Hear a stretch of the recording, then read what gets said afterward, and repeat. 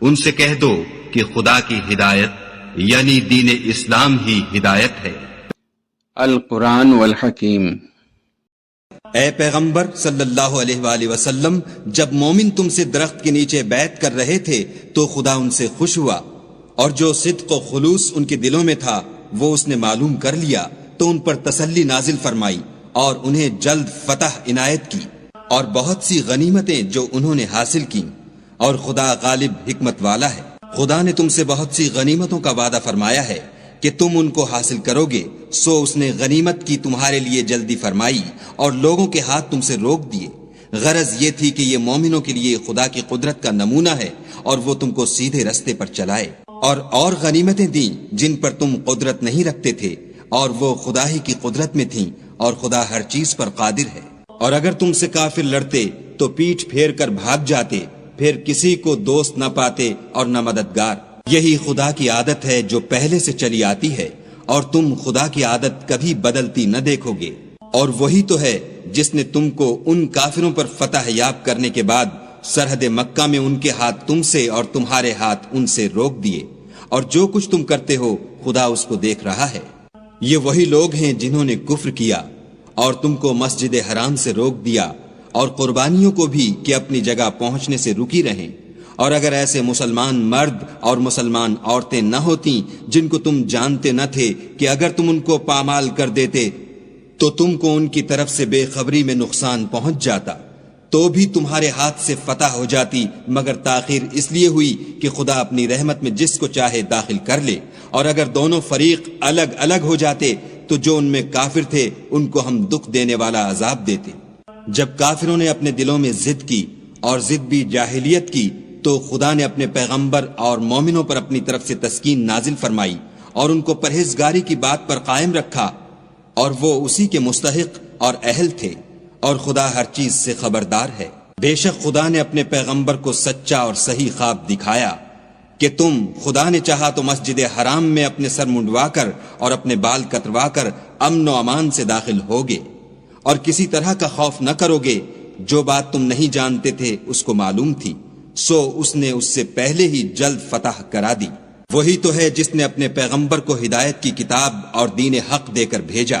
تاکہ اس کو تمام دینوں پر غالب کرے، اور حق ظاہر کرنے کے لیے خدا ہی کافی ہے۔ محمد صلی اللہ علیہ وآلہ وسلم خدا کے پیغمبر ہیں،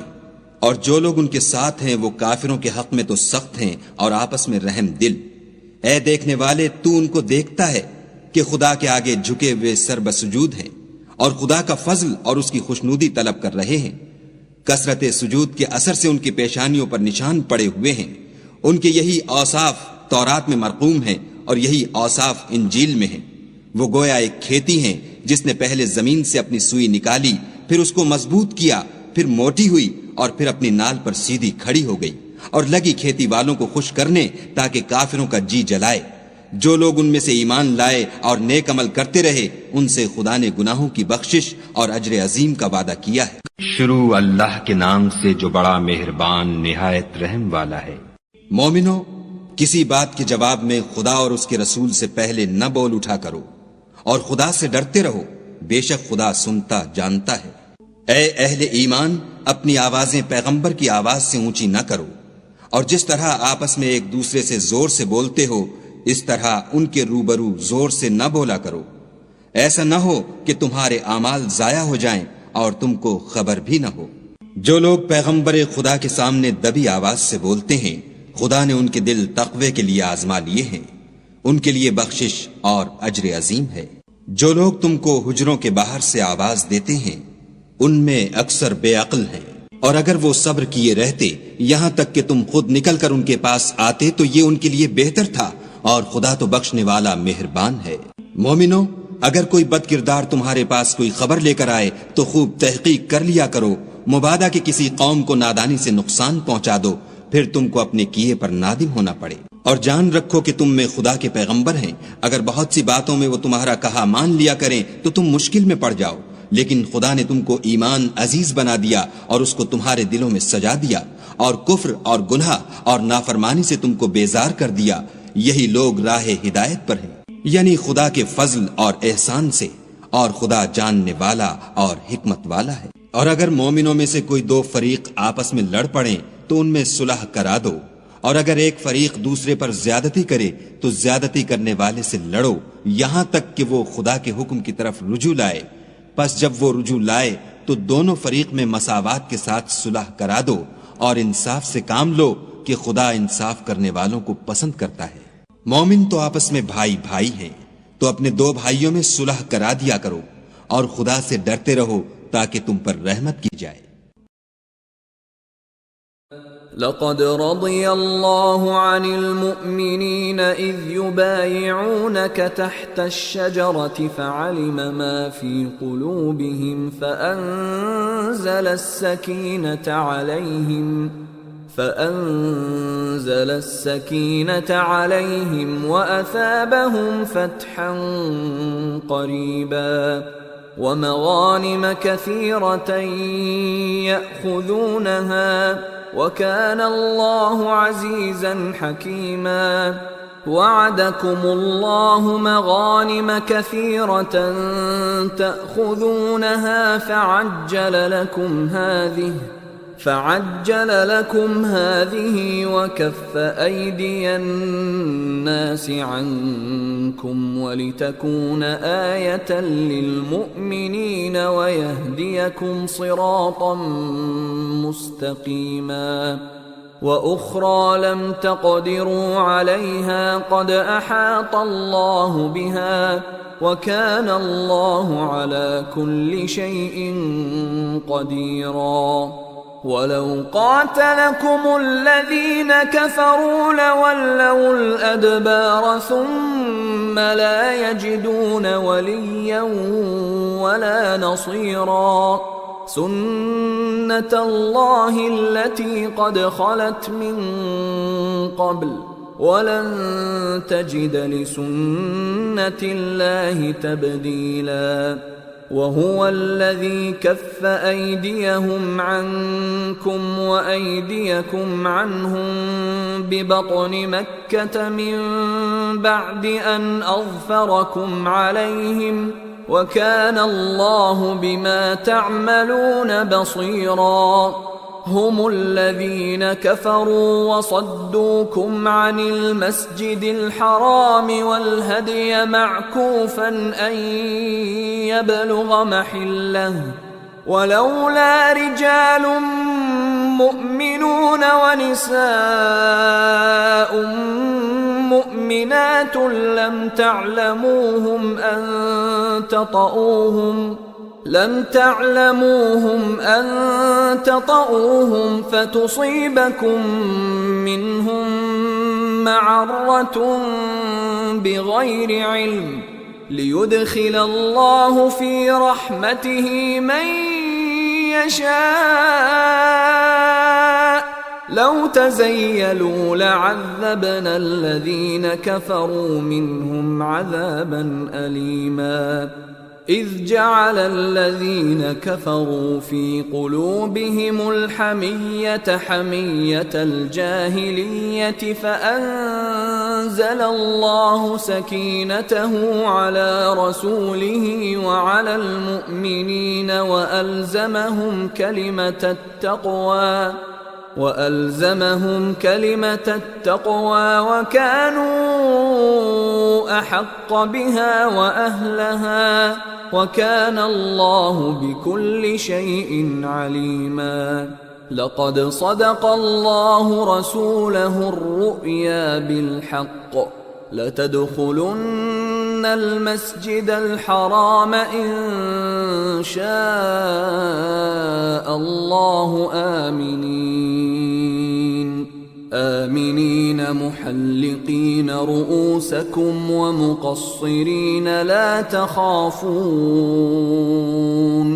فعلم ما لم تعلموا فجعل من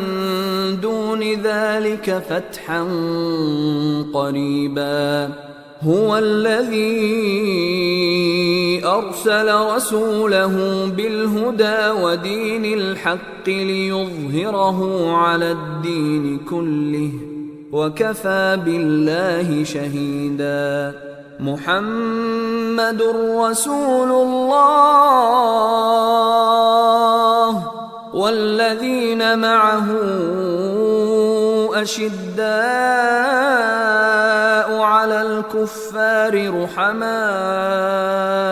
بينهم تراهم ركعا سجدا يبتغون فضلا من الله ورضوانا سيماهم في وجوههم من أثر السجود ذلك مثلهم في التوراة ومثلهم في الإنجيل كزرع أخرج شطأه فآزره فاستغلظ فاستوى على سوقه يعجب الزراع ليغيظ بهم الكفار وعد الله الذين آمنوا وعملوا الصالحات منهم مغفرة وأجرا عظيما. بسم الله الرحمن الرحيم. يا أيها الذين آمنوا لا تقدموا بين يدي الله ورسوله واتقوا الله إن الله سميع عليم. يا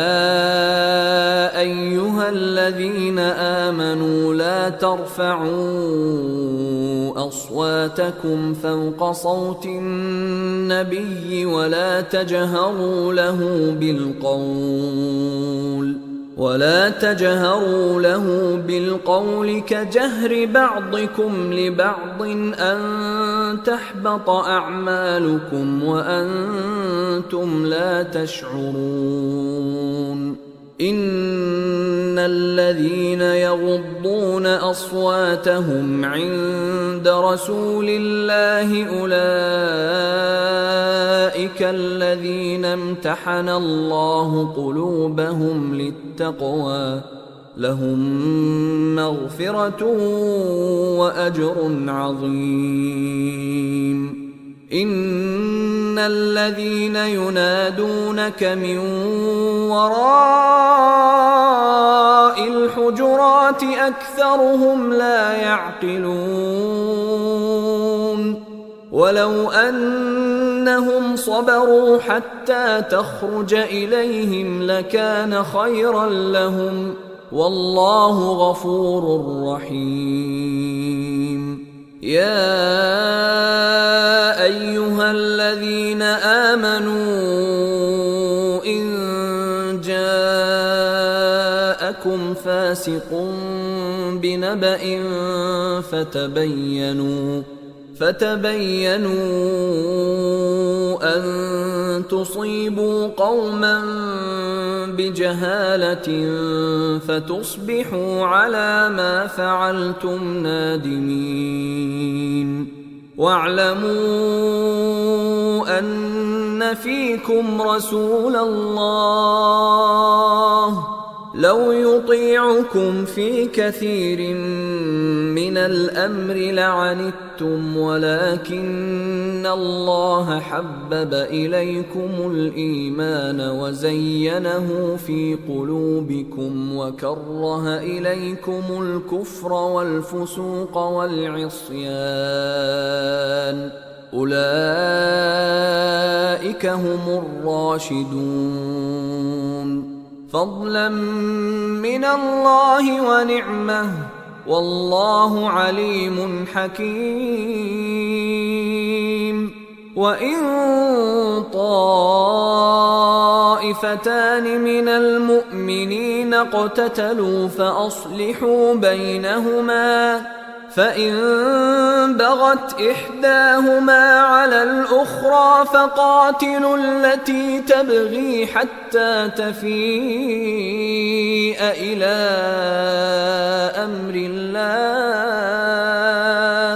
فإن فاءت فأصلحوا بينهما بالعدل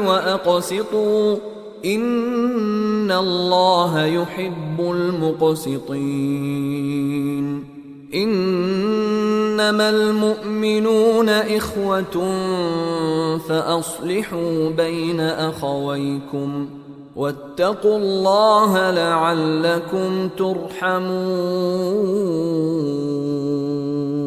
صدق الله العظيم وما خلقت الجن والإنس إلا ليعبدون और मैंने जिन्नों और इंसानों को इसलिए पैदा किया है कि मेरी इबादत करें।